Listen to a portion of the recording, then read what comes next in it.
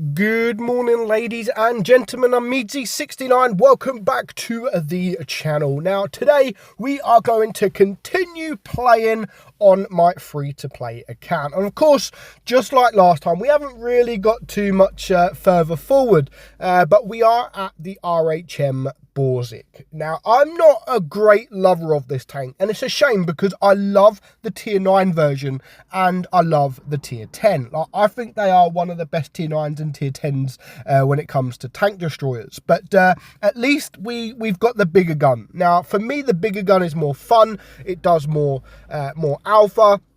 The DPM is nothing special, but, you know, I love the alpha. I think the alpha is fantastic. And not just the alpha, the penetration as well. So let's just quickly look at the stats with this gun. Now, obviously, it has no armor whatsoever. Absolutely no armor. So people are going to shoot you with HE. So bear that in mind. Now, the 232 pen on this, I think is okay, but it's all about the heat pen. I mean, 377 I think the heat pen is. I think that is absolutely incredible for a tier 8 tank. Now, your DPM 2209. With the big gun, that is 15.75 seconds on your reload. So, you know, yes, the DPM is nothing special at all. But this tank is not about DPM. The same as a few other tanks in this line. It's not about the DPM. It's about the alpha. It's also about the speed of the tank, you know, like the grill. The fact that you can take a shot and then run around the map very quickly. That is what I love about the grill, and that is why I'm grinding it on my free-to-play account. Now, this tank also has 92 HE pen, which is actually very, very good. So do try and get that HE pen out because it really, really will help. Now, your front gun, or your first AP, sorry, 580 damage. Your heat, 490, so nothing special, but you do have 880 on your HE. Now, 5.7 aim time is not good at all, and 0.416 gun dispersion, also really not good, and 5 degrees of gun depression, also really, really not good. You do have a top speed of 35 kilometers per hour. So yes, it's not, I mean, the speed for this tank is not that great, but overall, it is a decent tank. Now, I'm not a lover of the tank. It doesn't mean it's a bad tank. It is literally just, I'm not a lover of it. Now, do make sure you are running the spool lineup because they will do 20% damage to HE. Now, everybody is going to switch to HE. And you can also get better aim time and dispersion by running the reticle calibration, which, to be fair, I don't run that. You can do to make it a little bit easier, but the only thing I really run is obviously the spool liner, which I would recommend for all of these tanks. The whole line, or any tank really that has the spool liner. It has it for a reason, so you should use it. Honestly, it will help because people will shoot HE at you. Yes, they're still going to do big amount of damage, but at least they're going to do 20% less. Now, we're going to get into one game. Now, only one game. That's all it took. Now, probably the reason I don't like this tank is because really for this, it's more of a sit at the back of the map and snipe. That is all this tank is really sort of good for. But most maps nowadays, especially this map that I'm on, there is no sort of tank destroyer positions where you can sit at the back of the map. So actually, I'm as front line as I could possibly be. And sometimes that can come back to haunt you, of course, because people want easy pen. They want easy damage. And if you're front line, that is as easy damage as anyone is going to be able to get. Now, a lot of these shots I do mess up because, you know, the aim, again, the aim time, the dispersion, a shot like that literally just donks on the floor. And I miss out on quite a bit of damage, to be fair, because of these snapshots that I'm trying to make. But I have to make them. I have to make the snapshots because if I wait for my aiming circle to go down, then they are reversing. So I won't have that shot. So I have to snapshot some of these shots. So I'm just going to wait. I've only got one shot pretty much at the moment, 690 damage, but there's still a long way to go. There is still quite a long way to go at the moment.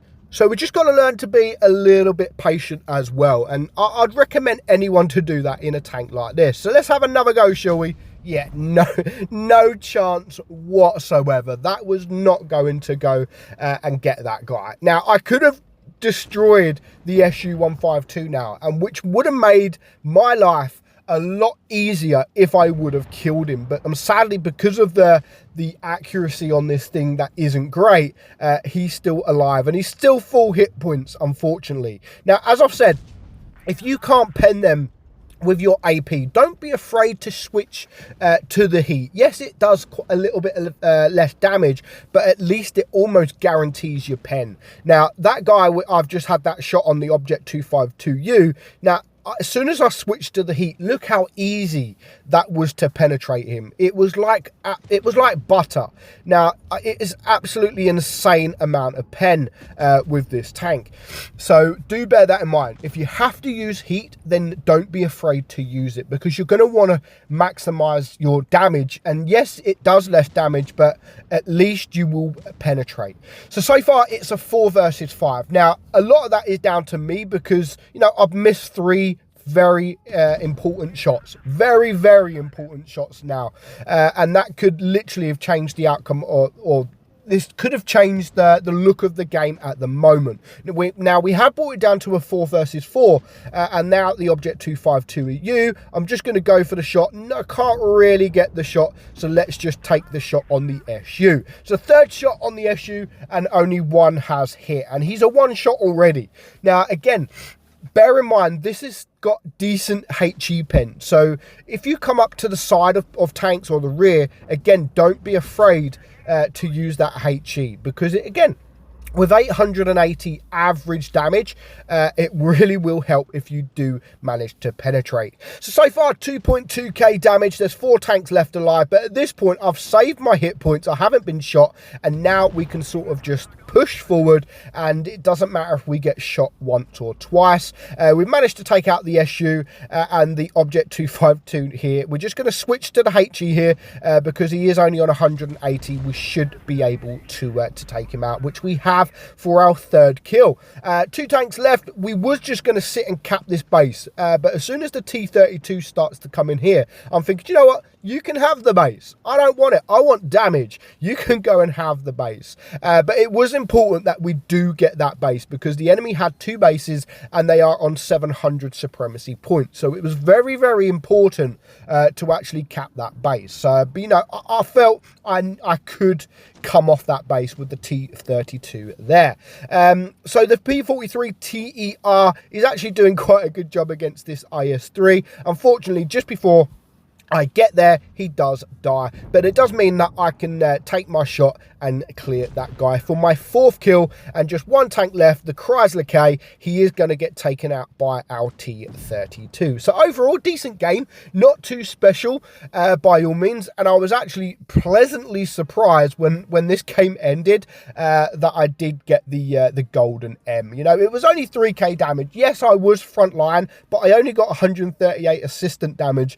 Yes, I got 4 kills. I got some points, but overall, I'm happy with the mastery badge. I don't feel I deserved it. Now, I'm going to continue to grind the line because I really want the waffle. For me, that's where it starts to get exciting. So I hope you enjoyed today's video, guys. I'm meadsy69, and I will catch you all soon. Bye-bye.